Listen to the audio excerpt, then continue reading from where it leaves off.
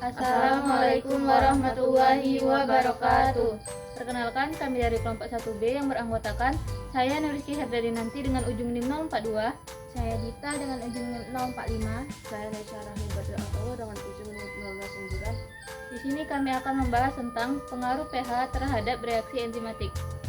Pengaruh pH terhadap reaksi enzimatik. Adapun tujuan pembelajarannya yaitu mahasiswa mampu melakukan proses evaluasi diri terhadap kelompok kerja yang berada di bawah tanggung jawabnya dan mampu mengelola pembelajaran secara mandiri. Selanjutnya, teori percobaannya yaitu pengaruh pH terhadap reaksi enzimatik menjelaskan bahwa setiap enzim memiliki pH optimum, yaitu kondisi pH di mana aktivitas enzim mencapai tingkat maksimal. Perubahan pH di luar kisaran optimum dapat mengubah bentuk struktur 3 dimensi enzim, terutama pada sisi aktifnya, sehingga mengganggu kemampuan enzim berikatan dengan substrat. Jika pH terlalu asam atau terlalu basa, ikatan ionik dan hidrogen pada enzim dapat rusak, menyebabkan penurunan aktivitas atau bahkan denaturasi enzim. Oleh karena itu, pengaturan pH sangat penting agar reaksi enzimatik berlangsung secara efisien dan menghasilkan produk secara optimal. Adapun alat dan bahan yang digunakan. Pada alat, yaitu digunakan tabung reaksi, rak tabung reaksi, gelas ukur, gelas kimia, pipet tetes, penjepit tabung reaksi, Erlenmeyer, kuvet, dan spektrofotometer. Sedangkan pada bahan digunakannya yaitu larutan enzim amilase, larutan NaCl 0,9%, larutan amilum 1%, larutan penyangga dengan pH 4, pH 6, dan pH 8.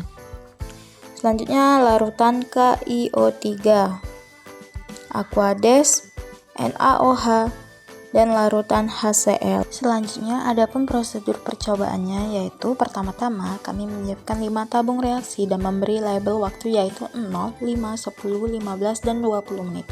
Selanjutnya, kami membuat campuran larutan enzim di dalam Erlenmeyer berisi larutan penyangga pH 4, pH 6, dan pH 8. Masing-masing ditambahkan larutan amilum dan NaCl 0,9%, lalu dikocok dan diinkubasi pada suhu 38 derajat Celcius.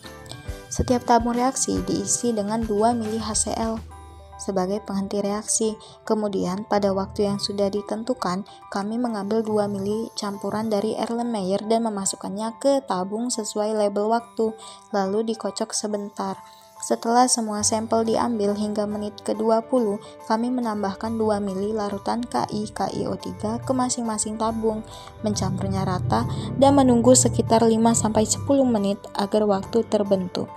Terakhir, kami mengukur absorbansi masing-masing sampel menggunakan spektrofotometer pada panjang gelombang 660 nanometer untuk mengetahui aktivitas enzim terhadap perubahan pH.